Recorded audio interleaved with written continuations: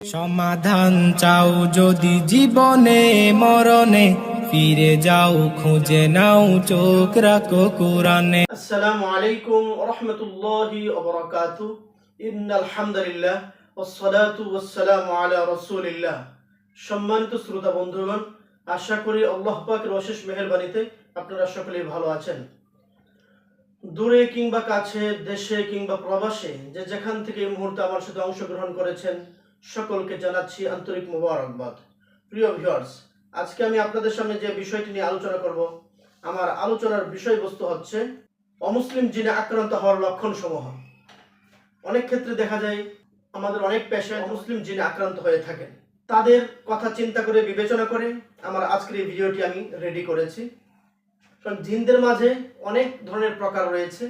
আমাদের মানুষের মাঝে যেরকম বিভিন্ন ধর্মের অনুসারী রয়েছে, ঠিক তেমনিভাবে জিনদের মাঝেও বিভিন্ন ধরনের অনুসারী রয়েছে।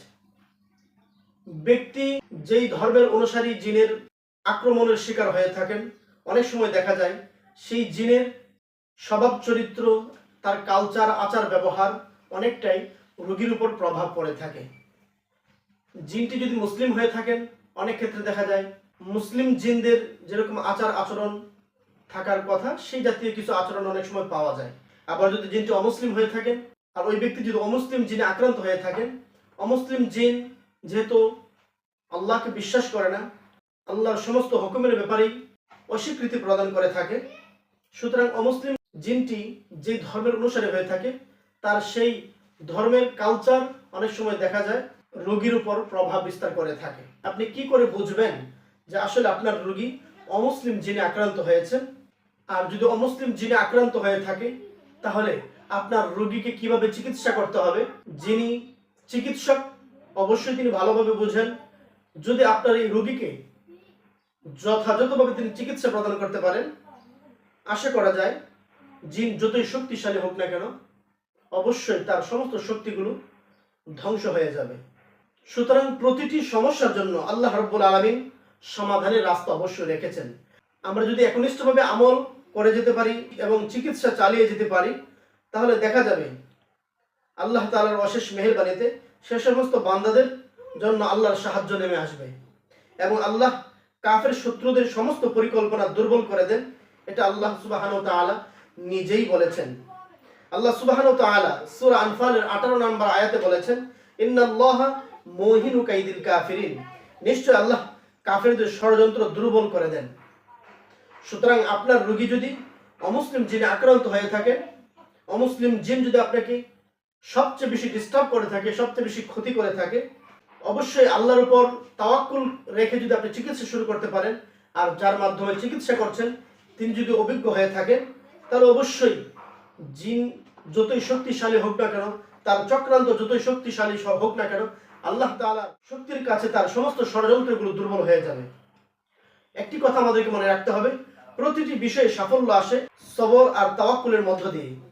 কোন চিকিৎসক আপনার রোগীকে সুস্থ করতে পারবে না যতক্ষণ পর্যন্ত আল্লাহ রাব্বুল আলামিনের সাহায্য এবং রহমত আপনার রোগীর প্রতি না আসবে। তাই আল্লাহর প্রতি তাওয়াক্কুল রাখতে হবে এবং আপনি যে বিপদগ্রস্ত হয়েছেন, বিপদগ্রস্ত অবস্থায়ও আল্লাহর প্রতি আপনার সবর করতে হবে। আল্লাহ তাআলা নিজেই বলেছেন, ইন্নাল্লাহা মাআস সাবিরিন। অবশ্যই আল্লাহ তাআলা ধৈর্যশীল বান্দাদের সাথে আছেন। সুতরাং বোঝা গেল, আমরা যদি সবর আর তাওয়াক্কুলের পথ অবলম্বন করতে পারি, তাহলে অবশ্যই আল্লাহ তাআলার সাহায্য আপনার আমার জন্য অবধারিত। জিন যদি কোনো মানুষকে আক্রমণ করে, তাহলে একটা মানুষের স্বাভাবিক জীবন চলাচল ঠিক থাকে না। আর সেই জিনটি যদি অমুসলিম হয়, তাহলে রোগীর ক্ষতির মাত্রাটা আরো বেশি হয়। কাফের জিন দ্বারা ক্ষতিগ্রস্ত হলে মানুষ কিছু ব্যতিক্রমী সমস্যার মুখোমুখি হন, যা মুসলিম জিন দ্বারা ক্ষতির তুলনায় অনেক বেশি। পারিবারিক, শারীরিক, মানসিক সমস্যার পাশাপাশি সবচেয়ে ক্ষতির একটি বড় অংশ রোগীকে ইবাদত বিমুখী করে তোলা। এটা হচ্ছে অমুসলিম জিনের প্রধান টার্গেট। কাফের জিন যে কোনো ধর্মাবলম্বী হতে পারে এবং ব্যক্তিকে সে ধর্মের প্রতি টানবে। জিনটি যে ধর্মের অনুসারী, তখন রোগীকেও দেখা যায় সেই ধর্মের অনুযায়ী রোগীকে পরিচালনা করতে চায়। আমি যদি আপনাদের সামনে উদাহরণ পেশ করি, যেমন কেউ হিন্দু ধর্মের কাফের জিন দ্বারা ক্ষতিগ্রস্ত হয়েছেন, হিন্দু ধর্মের কোনো কাফের জিন দ্বারা আক্রান্ত হয়েছেন, সেক্ষেত্রে রোগীর ক্ষেত্রে দেখা যাবে ব্যক্তিটি স্বপ্নে মূর্তি দেখবে বা বেশিরভাগ ক্ষেত্রে দেখা যাবে হিন্দুদের সাজগুজের প্রতি তার টান থাকবে, নিজ ধর্মের প্রতি অনীহা কাজ করতে পারে, কোরআন তেলাওয়াত তার কাছে অসহ্যকর লাগবে। সুতরাং বুঝতেই পেরেছেন, কোনো ব্যক্তি যদি অমুসলিম জিনে আক্রান্ত হন তাহলে তার মাঝে কি ধরনের সমস্যাগুলো সৃষ্টি হতে পারে। এই পর্যায়ে আমি আপনাদের মাঝে অমুসলিম জিনে আক্রান্ত হওয়ার সর্বমোট 15টি লক্ষণ উপস্থাপন করব। যে লক্ষণগুলো আপনি আপনার রোগীর মাঝে যখনই দেখবেন তখন আপনি আরো শিওর হয়ে যাবেন, আরো নিশ্চিত হয়ে যাবেন যে নিশ্চয়ই আপনার রোগী অমুসলিম জিনে আক্রান্ত হয়েছেন। অমুসলিম জিনে আক্রান্ত হওয়ার 1 নম্বর লক্ষণ হচ্ছে ইবাদত বিমুখী করে ফেলা। অমুসলিম জিনে আক্রান্ত হওয়ার 2 নম্বর লক্ষণ হচ্ছে নিজ ধর্মের ব্যাপারে অধিক হারে ওয়াসওয়াসা দেওয়া। যখন কোনো ব্যক্তি অমুসলিম জিনে আক্রান্ত হবেন সেই ব্যক্তিকে নিজ ধর্মের প্রতি প্রচুর পরিমাণে ওয়াসওয়াসা দিয়ে থাকবে। অমুসলিম জিনে আক্রান্ত হওয়ার 3 নম্বর লক্ষণ হচ্ছে আল্লাহ ও নবীদের প্রশংসা সে সহ্য করতে পারে না। 4 নম্বর লক্ষণ হচ্ছে কোরআন তেলাওয়াত তার কাছে অসহ্যকর লাগে, নিজ তেলাওয়াতের ব্যাপারে গাফেল করে ফেলা।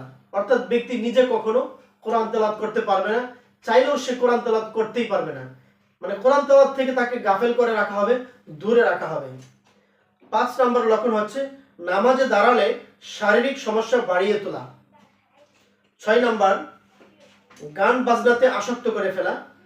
যখন কোনো মানুষ অমুসলিম জিনে আক্রান্ত হবে তখন দেখা যায় অমুসলিম জিনগুলো রোগীকে গান বাজনাতে আসক্ত করে ফেলে। 7 নম্বর লক্ষণ হচ্ছে স্বপ্নে প্রতিনিয়ত মন্দির মূর্তি দেখা। 8 নম্বর লক্ষণ হচ্ছে ইবাদতের সময়গুলোতে চোখে মূর্তি ভেসে ওঠা। যখনই তিনি দেখা যায় নামাজে দাঁড়িয়েছেন অথবা জিকির করতে চাচ্ছেন এমন সময় তার চোখের সামনে মূর্তি ভেসে ওঠে। 9 নম্বর লক্ষণ হচ্ছে আজান সহ্য করতে না পারা। 10 নম্বর লক্ষণ হচ্ছে জিকির করার সময় অল্পতেই জিহ্বা ভার হয়ে আসা, মুখ ব্যথা হয়ে আসা।